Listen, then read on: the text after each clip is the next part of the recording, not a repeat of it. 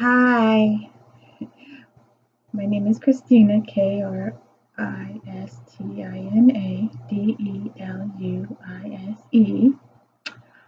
I am a person who loves book series.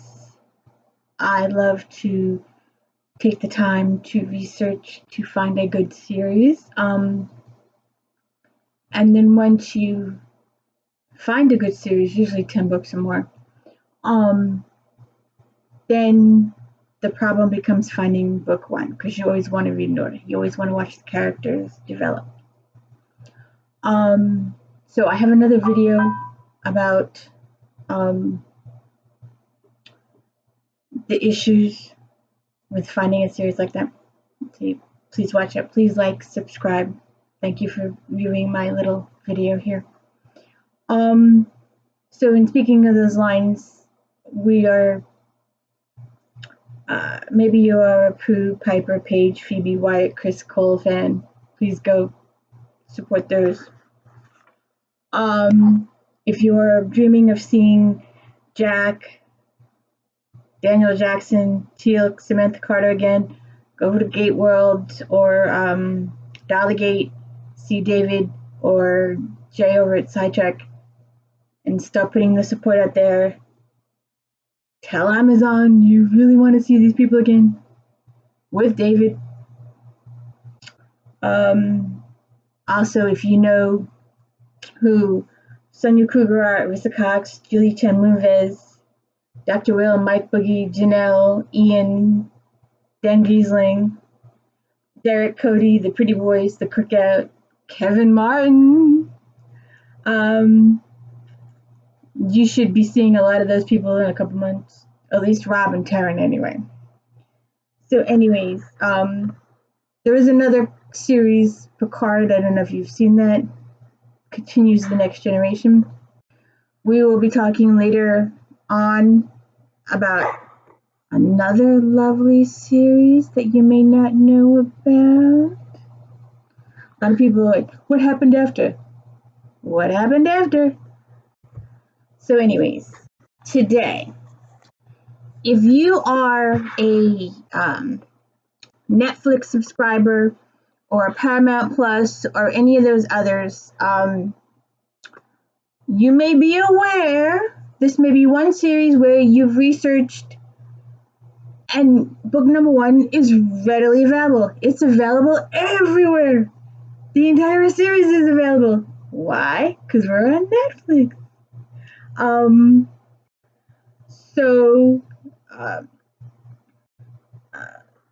Skip that part. Before we get,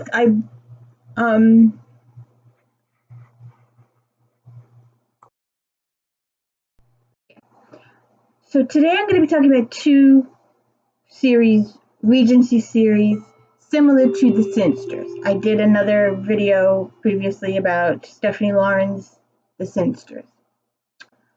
And I definitely, if you're going to start the Stephanie Lawrence genre, please start with The Sinsters, the 9-core group that I spoke about the other day.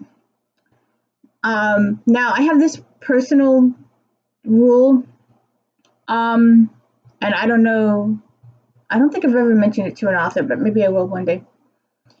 If you read a book and then you put it down and you don't remember what the book was about, then it was a bad book. But if you put it down and you can tell somebody what you read, then it was a good book. My girl's here. So like I said, if you put it down and you can tell somebody about the book, then it was a really good book. And if you can put a book down and 20 years later still remember what the book was about, it was a good book. So, I got it. So today, they're both really good series. The first one is available on Netflix. As you know, they didn't do the whole thing, but they did touch on the major points of the whole book. And it was a good series. It was good season, should I say. They filmed 2's done, and I think 3's done. I'm not sure. So anyway, today is Julia Quinn, the Bridgertons, and the Duke and I. And I think this book sets up the whole series for you. And since they started with Julie Andrews as the voice of Mrs. Whistledown, for whenever I read these books, I will hear Julie Andrews in my head.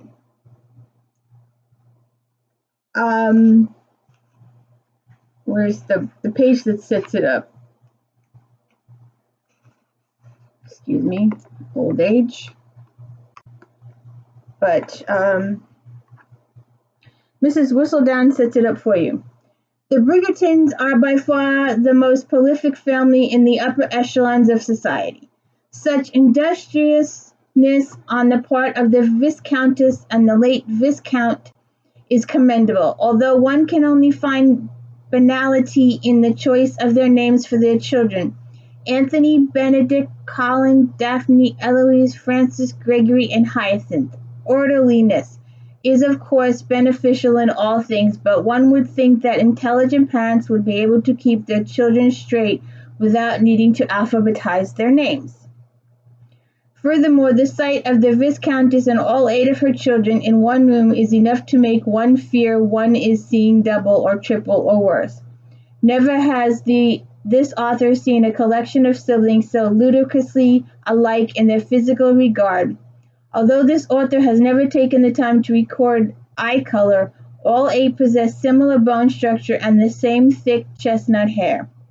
One must pity the Viscountess as she seeks advantageous marriages for her brood, that she did not produce a single child of more fashionable coloring. Still, there are advantages to a family of such consistent looks. There can be no doubt that all 8 are of legitimate parentage. I love Mrs. Whistledown.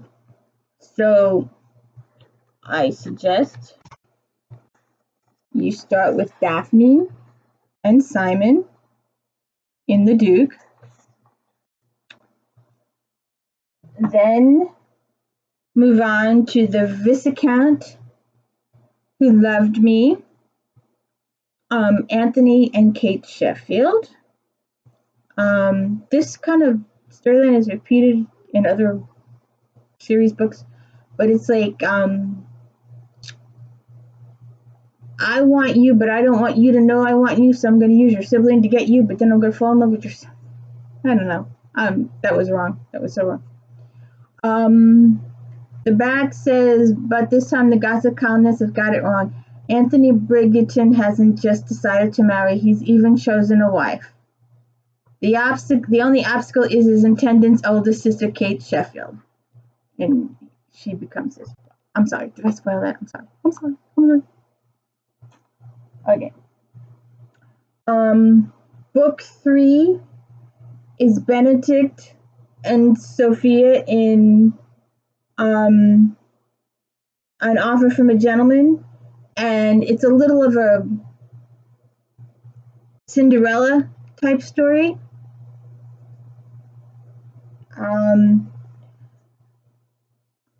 Romancing Mr. Bridgerton, book 4, is Colin and Penelope Featherton's, and I will tell you, this is my favorite. It has the most fun. Secrets are revealed. It's very cool. It's so much fun. It's a really good, but you got to read the others first. Yeah. We got to read the others first. Product, not display. Product. I'm sorry. That was the other video the other day. But like I said, lots of fun. So then, to Sir Philip with love, we leave town a little bit of a pen pal situation here, I think. Love the 1800s. When He Was Wicked is Michael Sterling and Francesca's story. In every life there is a turning point, a moment so tremendous, so sharp and breathtaking that one knows one's life will never be the same. For Michael Sterling, London's most infamous rake, that moment came the first time he laid eyes on Francesca Bridgerton. So, Book 7, In His Kiss, is Gareth St. Clair and Hyacinth's book. Back of the book says, Gareth St. Clair is in a bind. His father, who detests him, is determined to beggar the St. Clair estates and ruin his inheritance. Gareth's sole bequest is an old family diary, and they go on a hunt for the diary. A little bit of a mystery.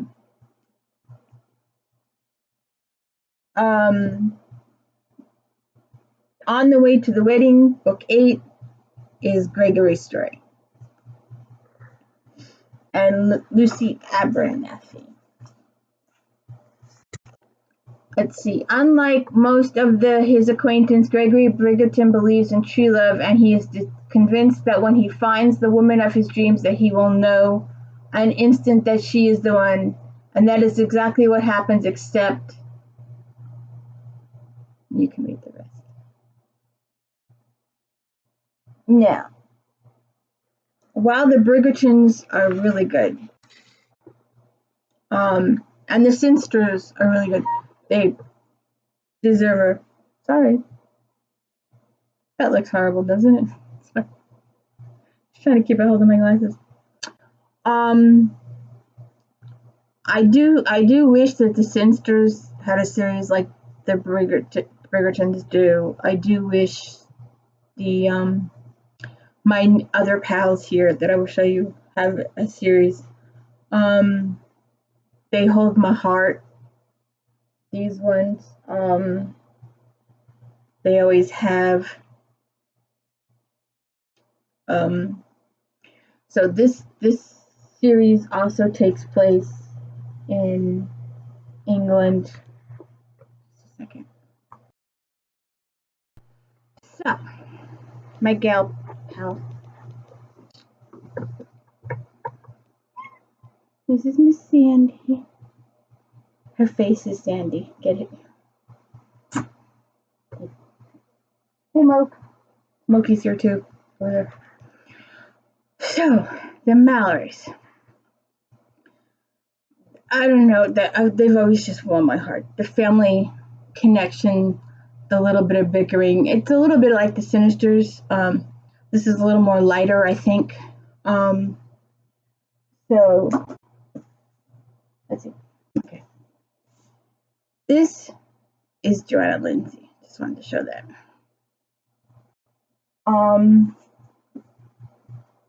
Put this in order. So, love only once, right? Love only once. Regina, Ashton, I call him out. Her friends call her Reggie.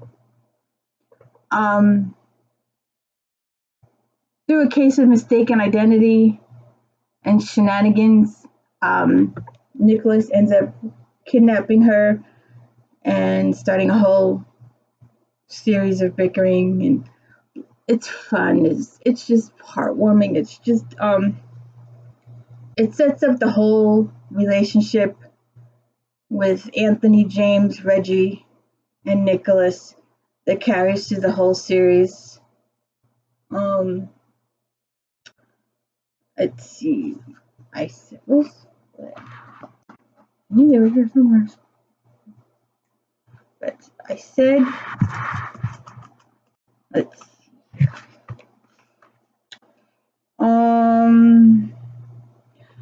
Oh, the disadvantages of having 4 uncles who loved her dearly. She likewise adored them all 4. Jason, now 45, had been head of the family since he was 16. Responsible for his 3 brothers and 1 sister, Reggie's mother. Jason took her responsibility seriously, too seriously at times. He was a very serious man. Edward was his exact opposite, good-humored, easygoing, indulgent. A year younger than Jason, Edward had married Aunt Charlotte when he was 22. And it goes on to tell about the family. Why did I want to leave?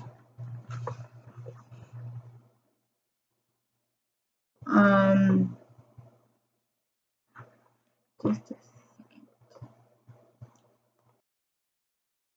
second. So this sets it up. It sets up the whole series, the relationships, like I previously said. Reggie, James, Anthony, and Nicholas sets up the whole series. Good. So then Anthony's story is in Tender Rebel, and he meets a Scottish lady, and she's got a little bit of a mystery going there. And it also hints at some further books and further plot lines. And the end of this book is important. You should read these in order, like I said. And the end of this book sets up the next book. 40, what did I say here? Would you marry me then? Marry? She had managed to discompose him. She almost laughed at his look of horror. I don't mince words, sir, though I'm not usually that forward, but considering what you have said to me, my question was perfectly in order. So may I assume you are not good husband material? Good God, no.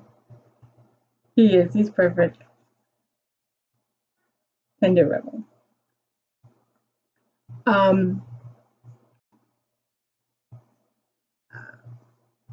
Gentle Rogue. Like the Colin and the Featherington book, Penelope. This is the favorite of all the fans. If you are a Mallory fan, this one rules. But you really need to read them all. You need to follow the whole series. You need to read the other two. This is James, the fun sibling, the one that gets in trouble all the time. And it's kind of set up in the end of Anthony's book. But Georgina Anderson, she's an American. She was in England for, the ex-boyfriend, that thing. So anyway, she needs to get home, and none of the ships are available. So she goes in disguise onto Anthony's ship as this cabin boy, dressed in all man's clothes. But he knows she's not a boy, but he doesn't let on to her that he knows that she's, and it's a whole thing, and it's fun. And then he falls in love with her, but it's a macho man thing. He can't admit it. So her brothers beat the life out of him. And he's like, oh, okay. I don't know, men. It's a macho man kind of thing that instead of just admitting that he loves her so much, he has them beat him up. And then it's like he's conceding, well, yeah, I'll do this. But he really wants to do it. It's a macho thing. But this book, and it also introduces Jeremy. Good guy. Okay. The Magic of You. Amy's story. Amy falls in love with an Anderson. Oh my God. Through enemy. Georgina just loves it. But this is Amy's story. She's decided that Anderson is the guy for her, and that's it. Okay. Derek. Poor Kelsey. The poor girl suffers. But it's all misunderstandings and stuff, but this is Derek's book. It's more family stuff. It brings more characters in. It's good. All right. Now, this book. Oh, I love this. It warms my heart. A lot of authors do this. Stephanie Lawrence, I think, has one. No, which I have to go back and look. But this is the present, and this is Christmas, and it brings all the characters together in one place, which we really love to see.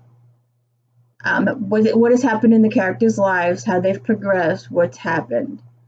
Unlike my other series where, like Janet, the characters are consistent each book, and you see they follow the mystery each book.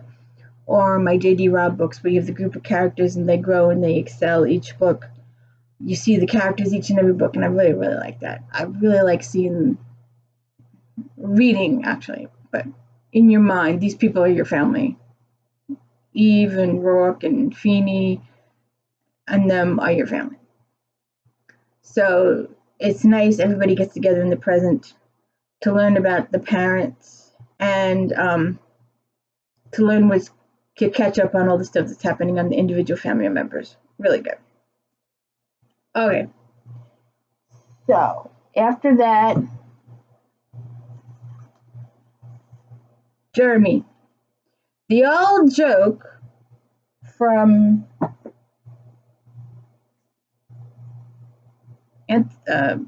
Tender and Gentle Rogue.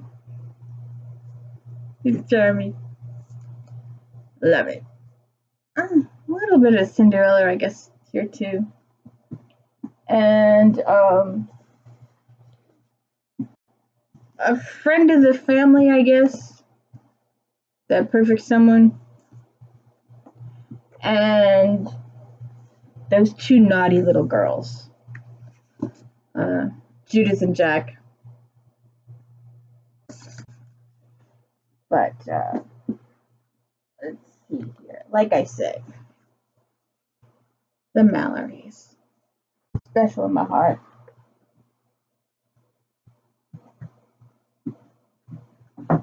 Oops. I'm missing one. The Bridgertons.